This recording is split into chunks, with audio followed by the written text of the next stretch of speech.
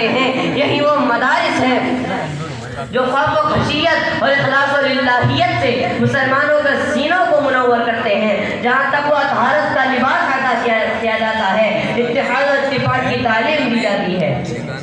یہ مدارس اسلامی قلعے ہیں جہاں اسلام کی حفاظت و حمایت کا کام انجام دیا جاتا ہے۔ تاریخ گواہ ہے کہ جب جب امت مسلمہ کے ایمان و اعتقاد کو متزلزل کرنے کی کوشش کی گئی اور امت مسلمہ کو فتنوں میں مبتلا کرنے کی سازش رچی گئی، تو انہی مدارس میں پڑھنے والے علماء نے قوم کی رہبری کی اور فتنوں سے حفاظت کا کام انجام دیا۔ دوستو، آج اس ملک میں ہم آزادی کے ساتھ زندگی گزار رہے ہیں، غلامی کی زنجیروں سے آزاد ہیں۔ یہ بھی انہی مدارس میں پڑھنے والے علماء کی قربانیوں کا ثمرہ ہے، جنہوں نے اس ملک کو برطانوی سامراج سے آزاد کرایا اور اسلامی تہذیب و ثقافت کو مغربی درندوں سے بچایا اور فکری گمراہی اور نظری کجروی کے سیلاب سے روکا۔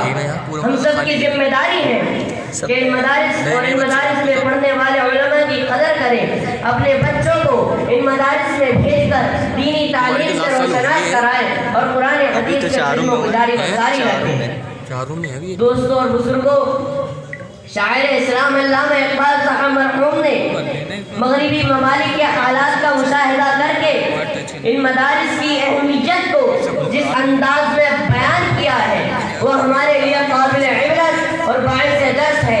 علامہ اقبال صاحب مرحوم فرماتے ہیں کہ ان مدارس اور مکتبوں کو انہیں حال میں رہنے دو، غریب مسلمان کے بچوں کو انہی مدارس میں پڑھنے دو۔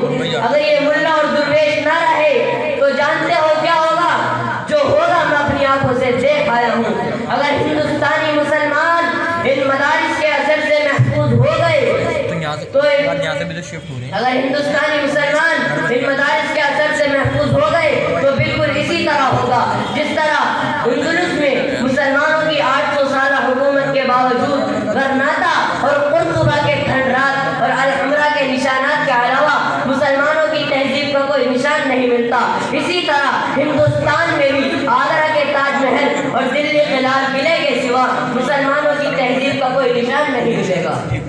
دوستو، حاصل یہ ہے کہ تمام اسلامی مسائل کا تعلق ان مدارس اور ان مدارس میں پڑھنے والے علماء سے ہے۔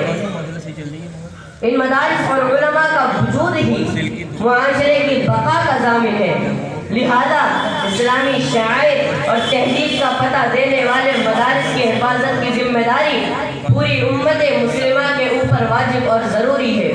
اللہ تعالیٰ سے دعا ہے کہ اللہ تعالیٰ ان دینی علم برداروں کو اور علماء کی جماعت کو ہر فتنوں سے حفاظت فرمائے اور قیامت تک اس فریضے کو انجام دینے کے توفیق عطا فرمائے، آمین۔ وآخر دعوانا الحمد للہ رب العالمین۔ السلام علیکم ورحمۃ اللہ وبرکاتہ۔